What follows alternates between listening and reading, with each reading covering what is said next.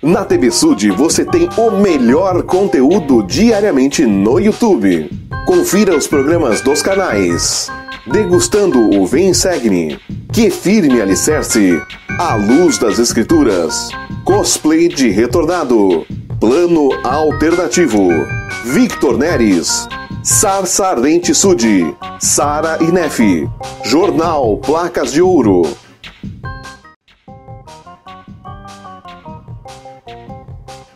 O canal TV Sud informa.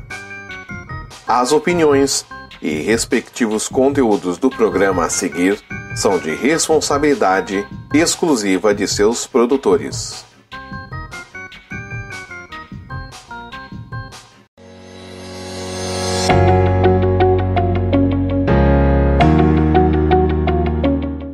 Fala galera, sejam bem-vindos a mais um Degustando Vem Segue-me, comigo Gustavo Bayer. No vídeo dessa semana nós vamos estudar as sessões 81 a 83 de Doutrina e Convênios. Mas antes de passar para o contexto, quero muito agradecer a participação de vocês. Foi muito legal ver os comentários de vocês na semana passada a respeito do diretor. E eu também quero agradecer muito a cada um que tem compartilhado os vídeos. Nessa última semana a gente alcançou a marca de 800 inscritos aqui no canal. Então, muito obrigado a cada um de vocês e vamos então para o contexto.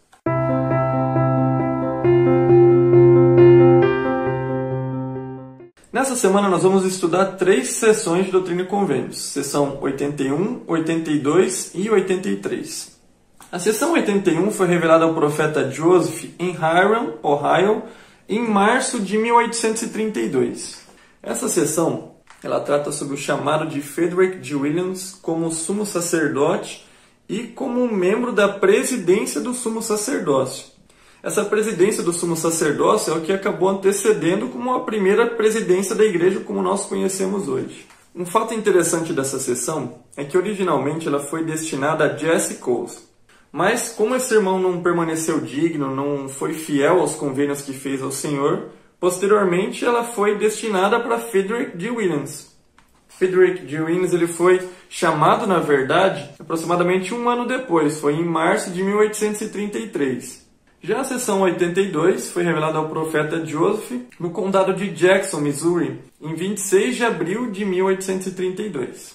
Essa sessão foi revelada ao profeta após a realização de um conselho da igreja que aconteceu. Nesse conselho, o profeta foi apoiado como presidente do sumo sacerdócio, e nesse conselho também foi tratado sobre algumas divergências que estavam ocorrendo entre determinados irmãos. É uma sessão que trata bastante sobre perdão, sobre arrependimento. E tem um versículo que eu gosto muito também, que é o versículo 10, que fala sobre as promessas do Senhor, que elas vão se cumprir se a gente fizer a nossa parte. Por fim, a sessão 83 foi revelada ao profeta em 30 de abril desse mesmo ano, 1832, na cidade de Independence, Missouri. Essa sessão ela trata sobre a responsabilidade do marido em ser o provedor do lar, de trazer sustento para sua esposa e para os seus filhos, e trata também sobre os cuidados do Senhor e da igreja com as viúvas e com os órfãos. Esse foi um breve contexto do que a gente vai estudar nessa semana e espero que possa ajudar você no seu estudo individual.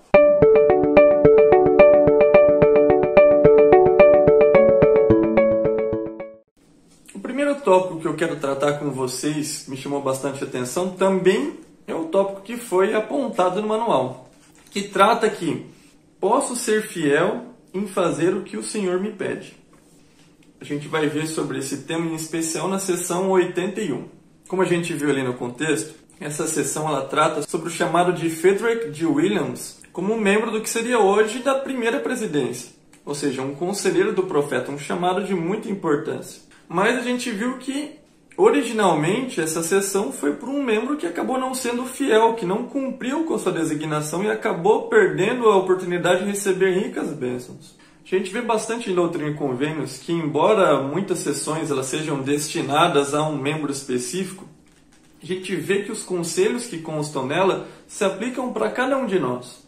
Nesse caso aqui, no versículo 3, o Senhor lhe dá uma orientação de como nós podemos magnificar nosso chamado. Nesse versículo, eu identifiquei pontos importantes que devemos fazer para recebermos essas bênçãos do Senhor.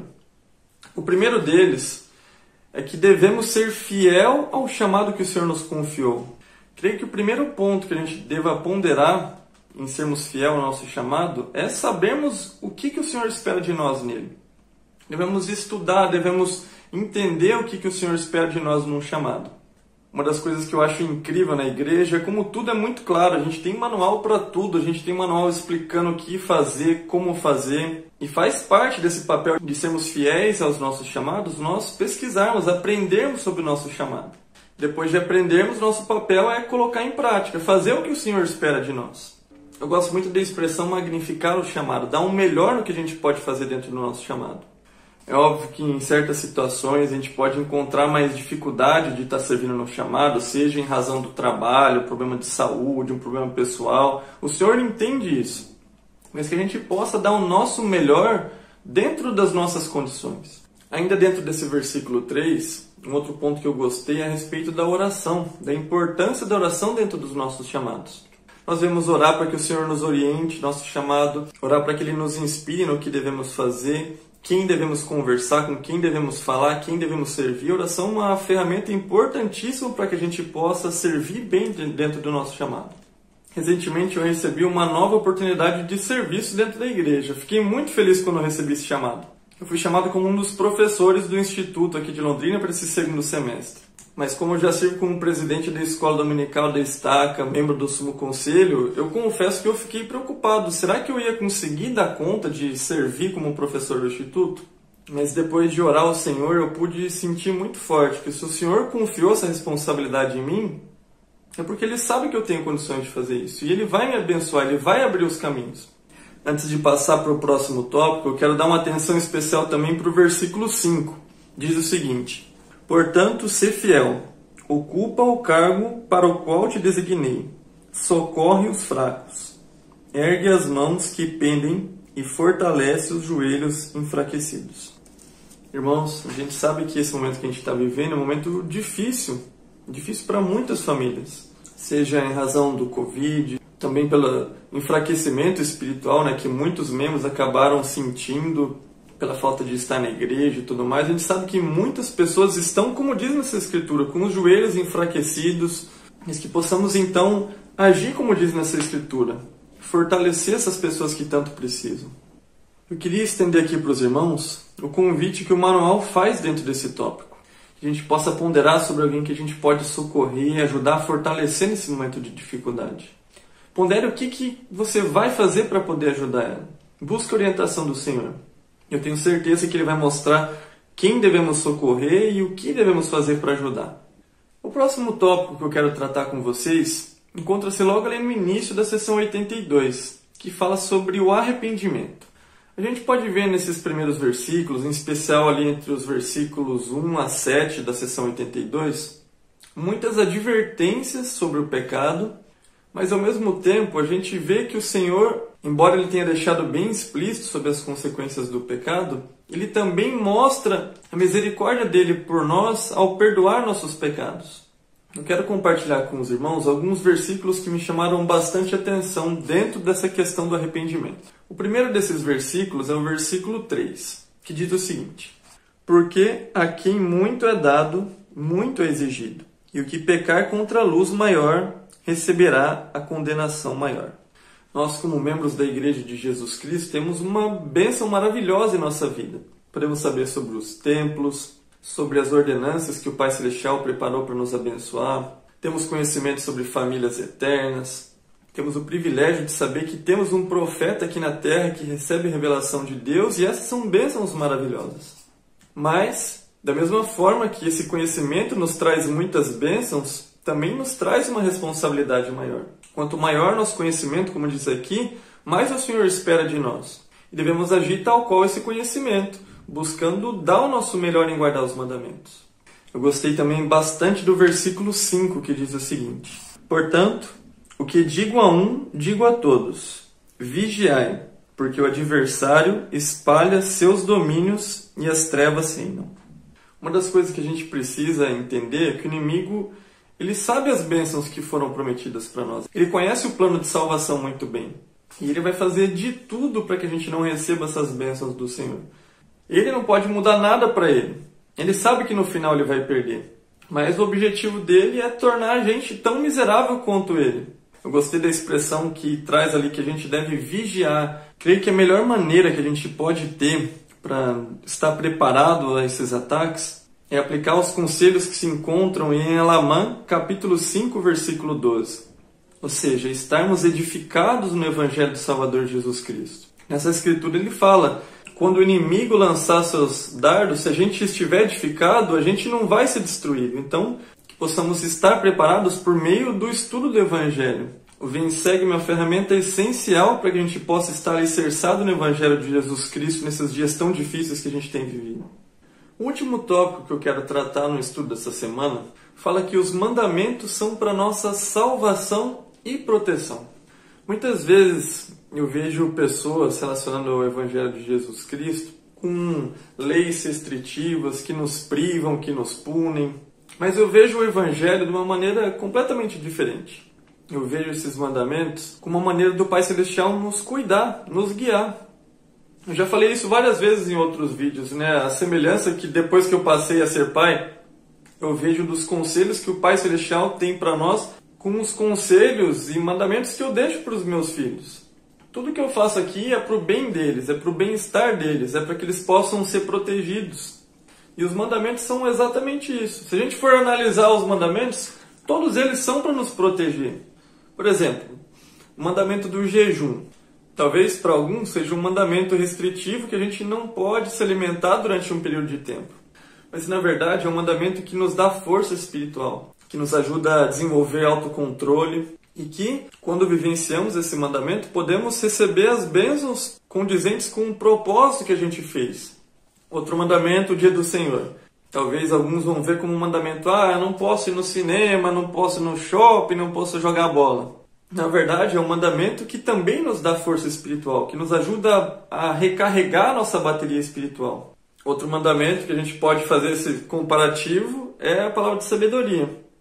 Talvez alguns podem pensar, é um mandamento que não pode ingerir bebida alcoólica, que não pode fumar, que não pode tomar café. Quando na verdade nós devemos ver esse mandamento como um meio de termos mais saúde, de termos proteção do Pai. E isso é para todos os mandamentos. Todos os mandamentos são para a nossa proteção, são para o nosso próprio bem. E é incrível como é o amor do nosso Pai Celestial. Mesmo a gente recebendo esses mandamentos que são para o nosso próprio bem, para nos motivar, Ele ainda nos oferece bênçãos por estar guardando esses mandamentos. Antes de finalizar, eu quero destacar também com vocês o versículo 10 da seção 82. É um dos meus versículos favoritos, que diz o seguinte: Eu, o Senhor, estou obrigado quando fazeis o que eu digo, mas quando não o fazeis, não tendes promessa alguma.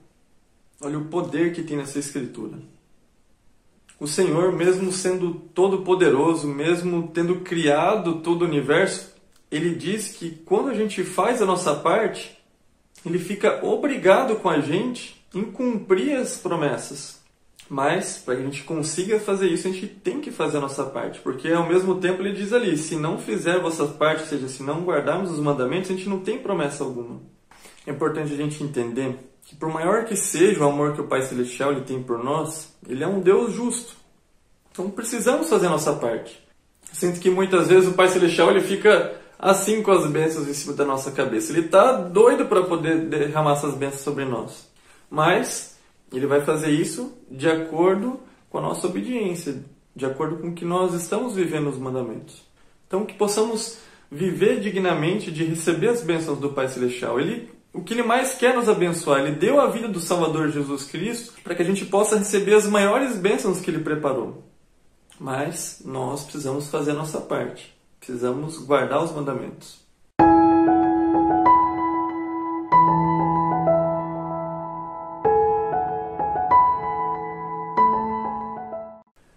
Antes de encerrar esse vídeo, eu quero deixar com vocês uma pergunta para que a gente possa refletir no estudo dessa semana.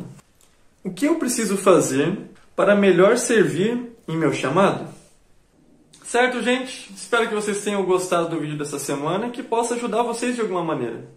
Antes de encerrar, mais uma vez eu quero estar agradecendo vocês aqui pelos comentários, pela participação.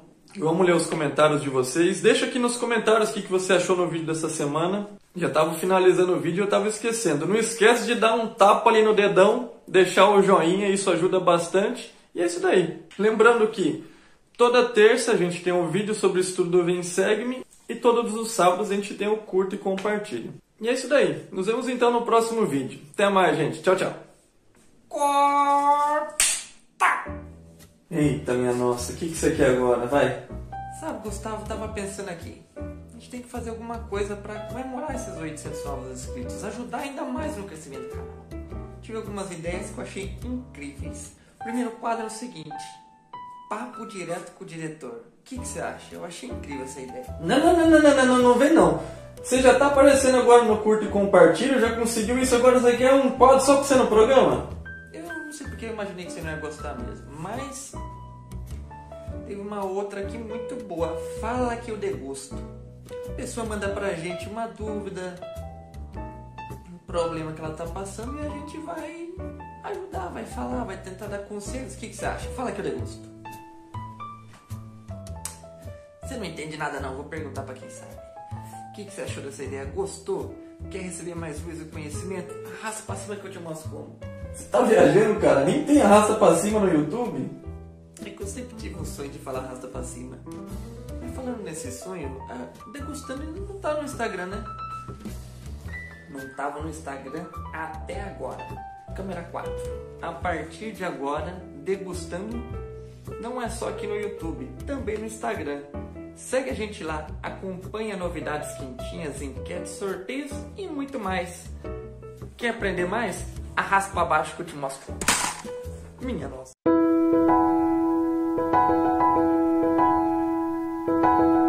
Olá! Algumas pessoas tiveram a curiosidade de perguntar sobre a minha vida e como foi o meu crescimento. Então, eu nasci surdo, mas quando eu nasci, meus pais não descobriram que eu era surdo. Quando foram no médico, o médico deu dicas para que eles aprendessem Libras, mas eles eram ouvintes, não sabiam nada de Libras.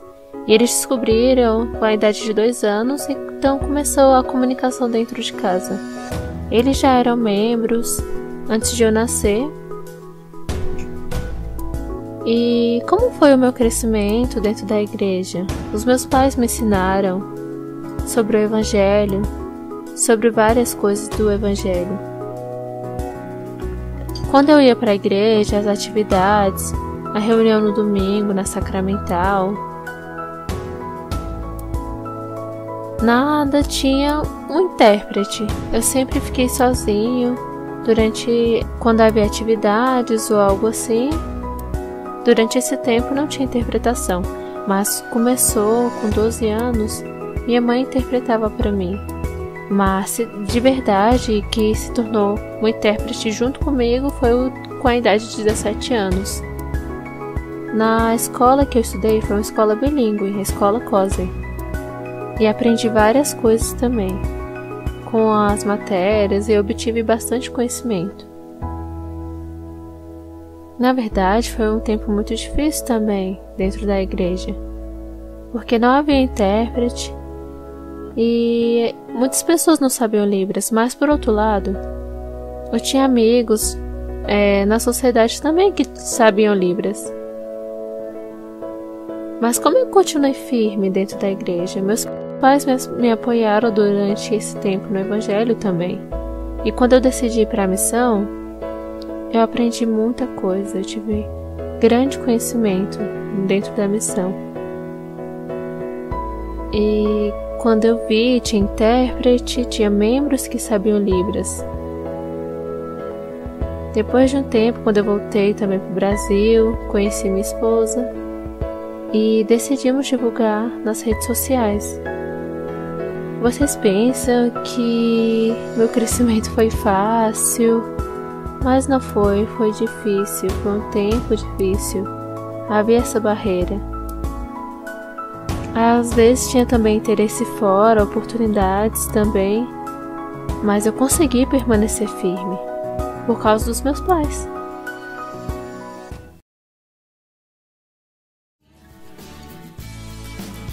Quero explicar claramente como é que aconteceu as coisas dentro da igreja. Como eu não sabia comunicação, mas quando tinha brincadeira, como eu agia. A comunicação era zero, mas escrevíamos no papel, desenhávamos. Outras coisas, quando havia intervalo, trocávamos de sala, nos cumprimentávamos. Quando havia música, às vezes eu ficava junto das pessoas, eu sabia que era música, mas eu apenas atuava copiando assim as pessoas. Num grupo de crianças, na verdade. Quando eu era jovem, eu fiquei sozinho assim, mas como eu tinha os meus amigos e pessoas que sabiam um pouco Libras, mas não tinha intérprete, eu ficava sentada ou não aprendia, assim, não tinha um grande conhecimento. Uma vez ou outra tinha interpretação. Às vezes a gente brincava de outras coisas, batia papo sobre as outras coisas. Mas dentro da sala era diferente. Quando meu pai ou minha mãe vinham interpretar, eu entendia sobre o evangelho, sim. Não era sempre.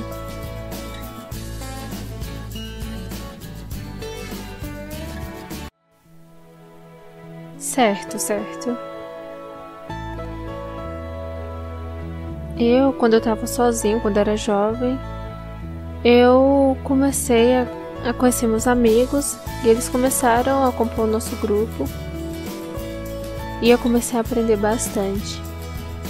Porque quando os surdos iam chegando, tinha mais interação, às vezes não sabia nada, eles me perguntavam se tínhamos dúvidas. Começou a ter essa interação e eu comecei a realmente entender e a conversar. Quando eu perguntava para os líderes também, comecei a ter esse conhecimento e crescer. Com 17, 18, 19 anos participando da igreja, das aulas, e nós tínhamos essa interação e aprendemos bastante. Tínhamos um grande conhecimento, porque foi nesse momento que os meus amigos surdos entraram na igreja, e sou muito grato a eles, porque eles foram humildes e aceitaram o Evangelho de Jesus Cristo. Foi maravilhoso. Quando eu ajudei eles também me ajudaram, e tivemos essa troca. Aprendemos bastante. E foi um momento também em que o bispo começou a decidir, a se esforçar para aprender Libras. E tivemos essa interação com ele. E tivemos um grande crescimento. Vocês sabem, quando havia uma grande atividade, que foi um grande desafio para os surdos, foi o baile. Porque na igreja sempre tem o baile e essas atividades. Às vezes, dependendo do mês, na estaca, na ala. E como é que aconteceu com os surdos? Eu aprendi... Na verdade, eu aprendi a dançar, mas não foi uma cultura própria assim dos surdos. Porque a gente não ouve, certo? A música. Mas eu lembro que eu sentia alegria, sentia uma animação, porque às vezes ficava estressado com outras coisas da escola. E quando eu ia pro baile, eu ia dançar, certo? E eu tentava aprender bastante coisa, como a comunicação também da dança, porque era fácil visualmente. Mas como a comunicação com as pessoas? A gente conversava, batia papo também, convidava para dançar. Eu lembro que tem a cultura do surdo, tem a cultura do ouvinte, mas a cultura do Senhor, a cultura de Deus. Dentro dessa cultura participamos de várias atividades, de vários jogos, de várias brincadeiras da cultura do Senhor. Então participamos, tivemos essa experiência, nunca faltamos. E essa experiência senti incluída aí dentro de mim. Um dia tivemos esse desafio de dançar também. Nos sentimos animados e felizes. Foi um momento quando eu era jovem, foi uma oportunidade também de conhecer. De verdade, foi uma grande alegria. Eu senti a paz também. O Senhor preparou, foi maravilhoso. Na igreja, tinha aula de Libras. E eu tive experiência também ensinando. Foi interessante. Alguns membros tinham interesse de aprender Libras.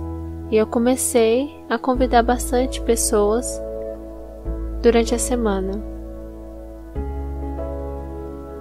Primeira aula de Libras tiveram bastante pessoas. Depois, decorrendo as semanas, assim, foram diminuindo, até chegar a nada. Não sei porquê, às vezes as pessoas tiveram outras coisas também, estavam ocupadas. Do caminho, não tem problema. No ano seguinte, abri também uma nova turma. E tiveram bastante pessoas e aconteceu o mesmo. É interessante, eu não sei o motivo, por que acontece. E na conferência geral, como é que foi para mim? Não tinha nada de intérpretes.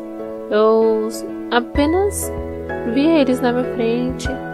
De vez ou outra, sim, tinha uma interpretação.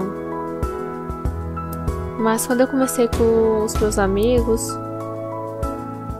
tinha interpretação, sim, mas era 2 horas às vezes, 2 vezes no dia. Minha mãe interpretando durante esse tempo todo. Era bem difícil, bem trabalhoso, mas eu senti um grande Espírito do Senhor. E na minha missão em ASL, nossa, que diferente. Foi nesse momento que eu aprendi muita coisa na conferência geral. Eu senti muito o Espírito. Quando eu voltei para o Brasil, ainda não tinham intérpretes. Então começamos e decidimos no Brasil montar um grupo no YouTube e divulgar. E estamos com esse projeto hoje em dia, para que os surdos possam assistir em Libras. E eu espero que continue ainda mais pra frente. É isso. Meu testemunho, eu sei que a igreja é verdadeira. Eu não consigo abandoná-la ou desisti-la. Eu sei que a igreja é única. E Joseph Smith é o profeta que houve a restauração. Eu não sou uma pessoa que sei de nada, eu sou escravo do que me foi escolhido, não. Eu sei que essa é a verdade. Eu sei do conhecimento do bem e do mal. Eu sei que o plano do Senhor nesse mundo é perfeito. Então, o dia está bonito. Sinto uma paz aqui. Sabe, eu sei que o Senhor criou a terra e criou várias coisas. O mar, as árvores. É maravilhoso. Eu sei o que o Senhor criou. O que o Senhor criou é perfeito.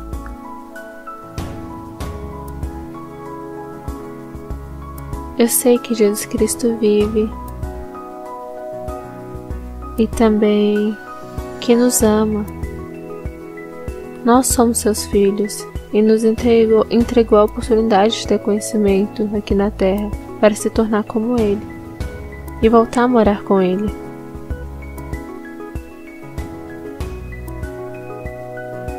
Jesus Cristo expiou por todos nós, pelos animais, por todos os seres vivos no mundo, para que possamos vencer a morte. Eu sei que nos ama muito, e o livro de Mórmon é verdadeiro, e a igreja é verdadeira, sim. E aconteceu a restauração. Joseph Smith foi chamado por Deus. Em nome de Jesus Cristo, amém.